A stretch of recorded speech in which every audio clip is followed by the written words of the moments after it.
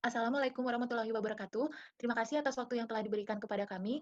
Di sini kami sebagai kelompok 7 akan mempresentasikan hasil penelitian kami, yaitu persepsi petani terhadap pekerja di bawah umur pada perkebunan tembakau di Kecamatan Ajung, Kabupaten Jember.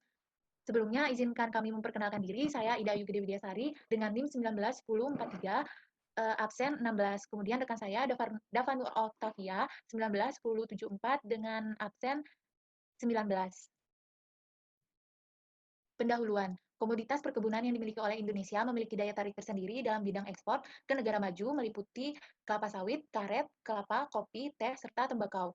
Komoditas tembakau menjadi salah satu komoditas agribisnis yang berasal dari sektor perkebunan. Kebutuhan ekspor tanaman tembakau yang dimiliki oleh Indonesia tergolong cukup tinggi.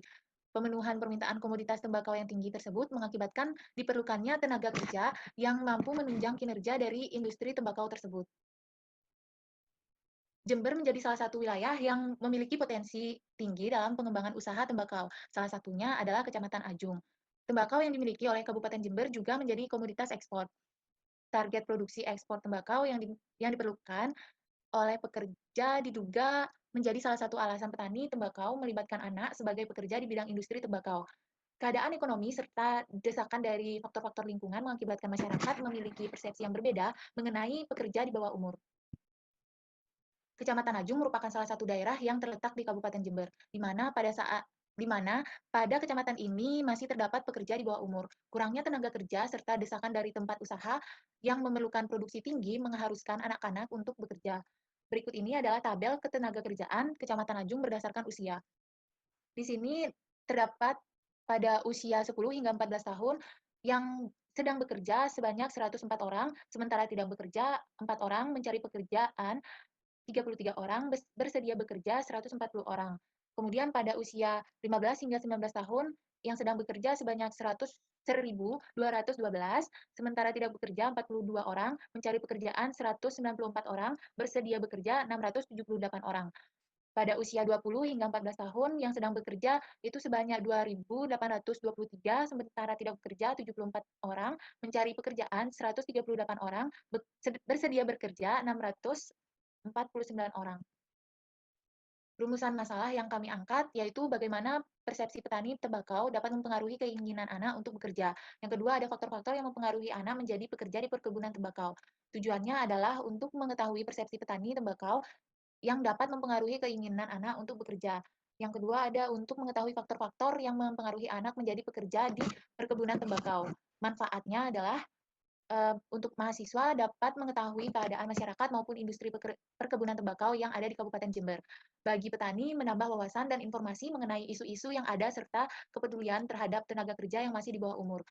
Bagi pemerintah, sebagai referensi dalam membuat keputusan di bidang perkebunan sehingga dapat dijadikan bahan pertimbangan dalam pembuatan kebijakan. Tinjauan pustaka yang kami gunakan itu yaitu penelitian terdahulunya ada Sulfikar pada tahun 2018 melakukan penelitian berjudul Analisis Faktor-Faktor yang Mempengaruhi Pekerjaan Anak di Bawah Umur pada Sektor Informal di Kota Makassar. Kemudian ada Indrayati pada tahun 2017 dengan judul Quo Vadis Pekerja Anak pada Perkebunan Tembakau di Kabupaten Jember. Kemudian yang ketiga adalah dari Siagian dan Suhartono pada tahun 2017 dengan judul Realita Pekerja Anak di Wilayah Pesisir Kota Tanjung Balai. Kemudian di sini ada landasan teori. Teori yang kami gunakan itu ada teori komoditas,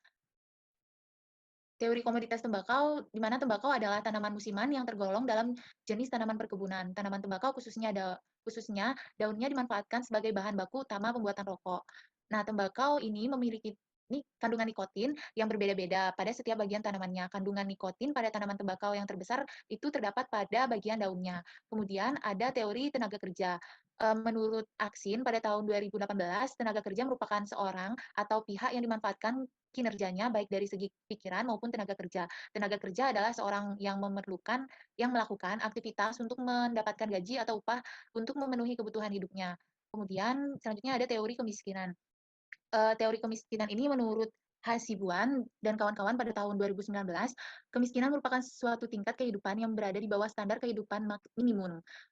Kemiskinan dapat diartikan sebagai kondisi ketidakmampuan seseorang untuk memenuhi kebutuhan hidupnya seperti kebutuhan sandang, pangan, dan papan, di mana Hal ini dipengaruhi oleh kemampuan pendapatan. Selanjutnya akan dijelaskan oleh rekan saya.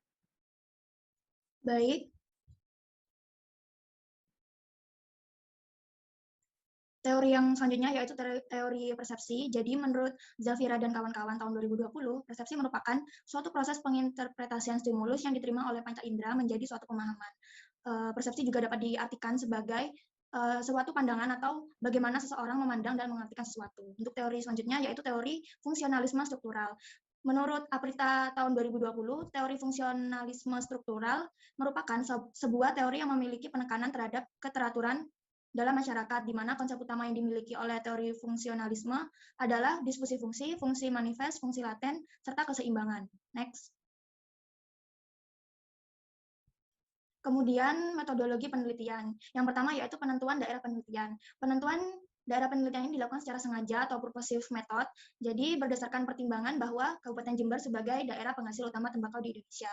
Jadi di Kabupaten Jember itu terdapat juga kecamatan-kecamatan yang memiliki produksi tembakau tinggi. Contohnya seperti Kecamatan Anjung. Di Kecamatan Anjung sendiri juga terdapat perkebunan tembakau dan memiliki tenaga kerja yang masih di bawah umur. Kemudian metode penelitian yang digunakan yaitu metode deskriptif kualitatif, yaitu metode penelitian dengan menguraikan dan menafsirkan data terkait dengan situasi kondisi yang sedang terjadi. Untuk bentuk penelitiannya yaitu model studi kasus. Studi kasus sendiri merupakan tipe pendekatan dalam penelitian yang penelaahannya kepada satu kasus yang dilakukan secara intensif. Next. Kemudian metode penentuan informan. Metode penentuan informan dilakukan secara purposive sampling dengan pertimbangan tertentu. Pertimbangan-pertimbangan yang digunakan antara lain, yang pertama, subjek bersedia untuk diwawancarai, yang kedua, subjek mempunyai cukup waktu luang untuk diwawancarai, yang ketiga, subjek bekerja di perkebunan tembakau di Kecamatan Anjung, yang keempat, subjek memberikan informasi sesuai dengan pengetahuan dan pengalaman yang dialaminya. Untuk selanjutnya yaitu metode pengumpulan data. Di sini dilakukan 3 metode, yang pertama wawancara, observasi, dan dokumentasi. Untuk wawancara sendiri yaitu teknik pengumpulan data dengan cara melakukan tanya jawab kepada informan yang telah ditentukan guna memperoleh data dan informasi langsung dari informan tersebut. Untuk observasi, menurut Haryanto tahun 2020, observasi merupakan metode pengumpulan data di mana peneliti mengamati dan mencatat informasi dari data secara sistematis, logis, objektif, dan rasional mengenai fenomena yang sedang diteliti. Untuk yang terakhir yaitu dokumentasi atau studi dokumen. Menurut Abdillah dan kawan-kawan, metode dokumentasi adalah suatu proses pengumpulan data yang dilakukan dengan cara mencatat data atau informasi yang sudah ada sebelumnya. Untuk studi dokumen ini bisa berupa literatur, buku, catatan, laporan, dan sebagainya yang terkait dengan permasalahan yang sedang diteliti. Next. Kemudian analisis data. Analisis data ini terdiri dari pengumpulan data, reduksi data, penyajian data, dan kesimpulan. Untuk yang pertama yaitu pengumpulan data. Pengumpulan data dilakukan pada saat di lapang, yaitu dengan wawancara dengan informan. Data yang diperoleh dalam wawancara tersebut dapat berupa tulisan, foto, video, maupun rekaman. Kemudian reduksi data.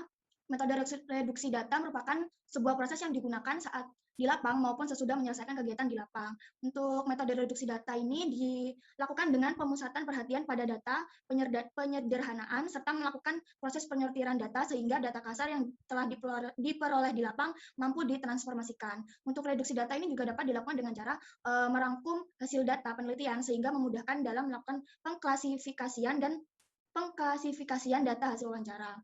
Untuk selanjutnya yaitu penyajian data.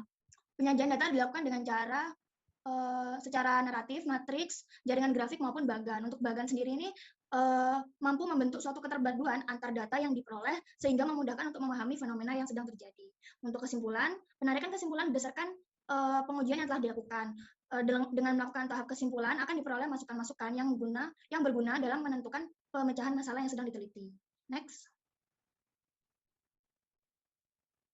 Kemudian metode keabsahan data. Menurut Anggito dan Johan tahun 2018, triangulasi dilakukan untuk memastikan bahwa data yang diperoleh tersebut telah tepat dan akurat.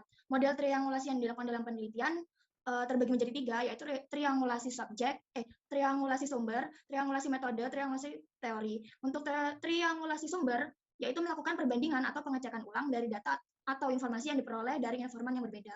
Untuk triangulasi metode, pengumpulan data yang bersifat sejenis, namun dilakukan dengan metode pengumpulan yang berbeda agar diperoleh data yang benar-benar valid. Untuk yang terakhir yaitu triangulasi teori, yaitu melakukan pencocokan data yang diperoleh dari lapang terhadap kebenaran teori yang telah ditetapkan sebelumnya. Next. Yang terakhir yaitu terminologi atau peristilahan yang digunakan di dalam penelitian ini, yaitu yang pertama observasi, wawancara, teknik purposif, metode deskriptif kualitatif, reduksi data, dan triangulasi. Next. Mungkin cukup sekian dari kelompok kami, kelompok 7. Apabila ada kesalahan kata, mohon maaf. Saya akhiri. Wassalamualaikum warahmatullahi wabarakatuh.